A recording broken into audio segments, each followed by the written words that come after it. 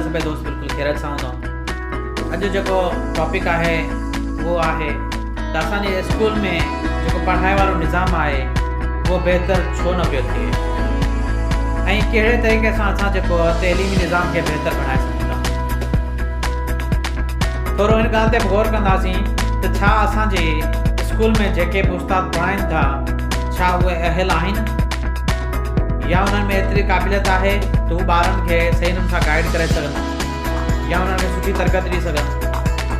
उन खां पोइ ॿियो नंबर ते छा माइट ऐं उस्ताद जो पाण में ॻाल्हि ॿोल आहे, राब्तो आहे या न। टियों नंबर त जेके बि उस्ताद ॿारनि खे पढ़ाइनि पिया छा उहे कहिड़े तरीक़े सां पढ़ाइनि पिया, छा उहे दोस्ताने तरीक़े सां पढ़ाइनि पिया या सख़्ती सां पढ़ाइनि पिया। जेकॾहिं उहे ॿार उस्तादनि जा दोस्त आहिनि त आउं सम्झां थो त उहे पढ़ाई में काफ़ी बहितर हूंदा।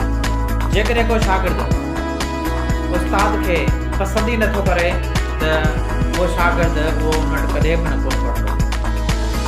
के शागिर्द आहिनि जेके डप में पढ़ंदा आहिनि, के शागिर्द हूंदा आहिनि जेके कुर्ब ऐं मुहबत में पढ़ंदा आहिनि। त ॻाल्हि हुई स्कूल जे सिस्टम जे लिहाज़ सां। स्कूल जे सिस्टम खे हलाइण जे लाइ स्कूल जो मालिक, अगरि जेकॾहिं प्राइवेट स्कूल आहे, स्कूल जो मालिक, प्रिंसिपाल ऐं मुंहिंजी टीम जेकी आहे उहा स्कूल जे सिस्टम खे चङी तरह हलाए सघे थी। पर उन जे लाइ कुझु प्लानिंग हूंदियूं आहिनि। उहे प्लानिंग्स कहिड़ियूं आहिनि जेके उन्हनि खे लागू करणु घुरिजनि। सभ खां पहिरीं त रूल रेगुलेशन। रूल उन्हनि ते ॿारनि खे, उस्तादनि खे, जेके बि स्टाफ जा मेंबर आहिनि उन्हनि खे उहे रूल फॉलो करणु घुरिजनि। जेकॾहिं उहे रूल पाबंदियूं जेकियूं आहिनि उन्हनि खे फॉलो नथा कनि त उहा स्कूली सिस्टम खे अॻिते नथा हलाए सघनि। तव्हांखे मिसाल ॾींदो हलां त हिकिड़ी कार आहे, उन कार जा 4 फीथा आहिनि, दरियूं, दरवाज़ा, स्टीरिंग वग़ैरह, इंजन वग़ैरह सभु कुझु आहिनि। पर जेकॾहिं आउं उन्हनि जा गाॾी जा, कार जा ऐं टायर कढी छॾियां त छा तव्हां उन मंज़िल ते पहुची सघंदो? बिल्कुलु न। तव्हांजो जवाबु हूंदो त बिल्कुलु न। त असां मंज़िल ते कॾहिं बि कोन पहुची सघंदासीं। पर जेकॾहिं उन गाॾी जा टायर हर शइ ओके हूंदी त असां कंहिं सुठी मंज़िल ते पहुची सघंदासीं। त असांजी स्कूल जो सिस्टम बि ईअं हूंदो आहे। जेकॾहिं प्रिंसिपाल या ओनर या गवर्नमेंट जेकॾहिं सभई हिकिड़े प्लेटफॉर्म ते हिकिड़ी ॿधी सां, हिकिड़ी प्लानिंग सां हलनि था त उन्हनि जो तइलीमी सिस्टम बि तमामु बहितरीनु हूंदो। हाणे तव्हां सोचींदा हूंदो त असां तइलीमी सिस्टम खे कीअं ठाहियूं, उन खे असां कहिड़े तरीक़े सां जोड़ियूं। त असांखे सिस्टम खे जोड़ण जे लाइ सभ खां पहिरीं जेके खणी पीडिका चई छॾियूं पाण, पीडिका, त इन जो शॉर्ट फॉर्म जी आउं एब्रीविएशन कयां थो त पी सां प्लान। पहिरीं प्लान कयो त असांखे हीउ गोल जेको आहे उहो अचीव कीअं करिणो आहे, इन गोल ताईं असांखे कीअं पहुचणो आहे। जेको असां स्कूली निज़ाम जोड़ियो आहे त उन में ॿारनि खे कहिड़े नमूने सां पढ़ाए सघूं था।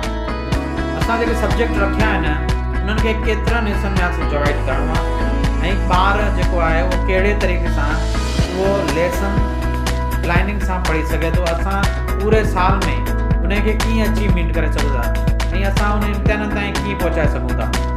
जेकॾहिं असीं उन इम्तिहान ताईं जेकॾहिं उहा सही नमूने सां ॿार खे कोर्स कंप्लीट नथा कराए सघूं त इन जो मक़सदु आहे तव्हांजी प्लानिंग सही कोन्हे।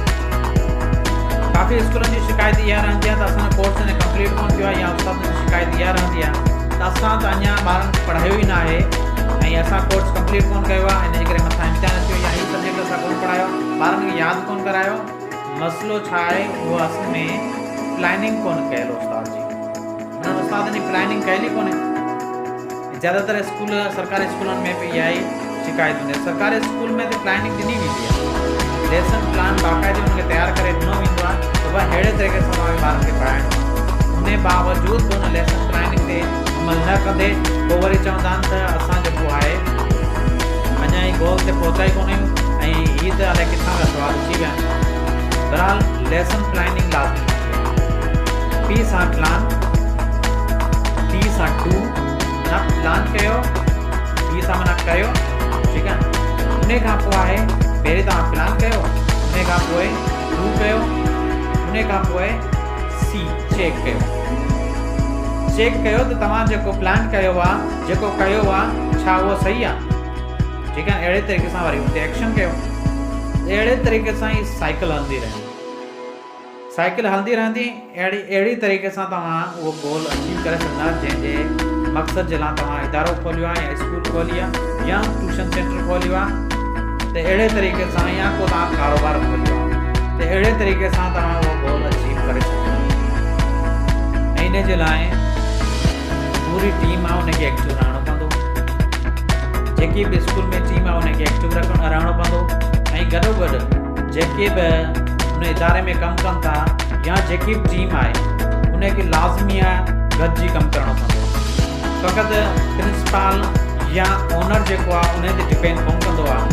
जेकी बि उते जी टीम हूंदी आहे उनखे लाज़मी गॾु कमु करणो पवंदो। जेकॾहिं तव्हां सभई हिकु ई टीचर ते या ओनर ते या प्रिंसिपल ते इंचार्ज क्लार्क ETC जेके बि जिन ते बि जेकी ज़िम्मेवारियूं रखियलु हूंदियूं आहिनि इदारे जे लिहाज़ सां उन ते ई तव्हां रखंदो त उहो गोल तव्हां को बि अचीव कोन करे सघंदो ऐं स्कूल जेको आहे सही गोल ते न पहुची सघंदी। उस्तादनि जी ख़्वाहिश हूंदी आहे त असां शागिर्दनि खे सुठी तइलीम ॾियूं। अहिड़े तरीक़े सां वालिदेन जी ख़्वाहिश हूंदी आहे त असां ॿारनि खे सुठी तइलीम ॾियूं। पर जेकॾहिं उस्ताद ऐं माइटनि जो पाण में तालुक़ ई कोन्हे, रिलेशनशिप ई कोन्हे ऐं उस्ताद खे बि ख़बर न आहे त हीउ कंहिंजो पुटु आहे या ईअं चइजे खणी त वालिदेन खे ख़बर ई कोन्हे त मुंहिंजो पुटु छा पियो पढ़े। त अहिड़े तरीक़े सां वालिदेन खे ऐं उस्तादनि खे मतिलबु स्कूल सां रिलेटिव रहणो पवंदो। उस्तादनि खे ऐं जेको आहे वालिदेन खे हिकु ॿियनि में सलाह मशवरे जी सख़्तु ज़रूरत हूंदी आहे। इन सां ई ॿार में इम्प्रूवमेंट अची सघे थो।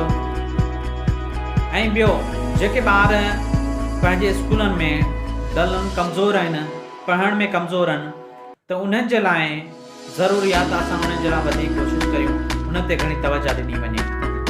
छो जो काफ़ी ॿार जेको अहिड़नि इदारनि मां पढ़ी ईंदा आहिनि जिन में एतिरी क़ाबिलियत न हूंदी आहे, पढ़ण में बि कमज़ोर हूंदा आहिनि।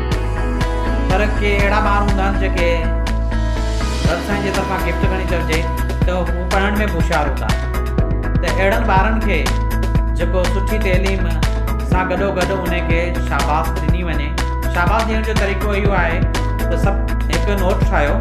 जी तव्हां को अगरि ॿारु गैर हाज़िर रहे थो त उन जे लाइ तव्हां हिकिड़ो नोटिस लिखंदा आहियो त फ़िलहाल ॿारु तव्हांजो जेको आहे धीउ या पुटु आहे उहो जेको काफ़ी ॾींहंनि खां स्कूल में गैर हाज़िर आहे या पढ़ण में महिनत नथो करे या पढ़ण में कमज़ोर आहे। अहिड़े तरीक़े सां या शिकायत करे तव्हां नोटिस लिखो था। छा कॾहिं तव्हां मुंहिंजी क़ाबिलियत जी तारीफ़ करण जे लाइ कॾहिं नोटिस लिखिया त को ॿारु अगरि सुठो कमु करे थो या होमवर्क सुठो करे थो या पढ़ाई में अगरि हिकिड़े ॾींहुं बि सबक़ु को सुठे नमूने सां करे अचे थो त तव्हां उनजे माइटनि खे जेको आहे हिकु सुठे नमूने सां VIP नोटिस लिखी मोकिलियो त तव्हांजो ॿारु माशाअल्लाह तमामु पढ़ण में बहितरी आणे रहियो आहे ऐं बहितर जेको पंहिंजी तइलीमी सरगर्मी में बि काफ़ी सुठे नमूने सां पेश अचे पियो। ऐं असां तव्हांखे सलाम था पेश कयूं त तव्हां माइट जेके हिननि ते वधीक महिनत करे रहिया आहियो ऐं तव्हांखे गुज़ारिश आहे अञा बि हिनखे महिनत करे अञा बि जेको शाबाश ॾियो ऐं अॻिते आणण जे लाइ बि हिमत अफ़ज़ाई कयो। तव्हां सभिनीनि जे लेक्चर ॿुधण जे लाइ वॾी वॾी महिरबानी। इंशाअल्लाह ॿियो मुंहिंजो लेक्चर ज़रूरु तव्हांखे जल्दी मिली वेंदो ऐं मुंहिंजे YouTube चैनल खे ज़रूरु सब्सक्राइब कजो, दुआनि में यादि कजो।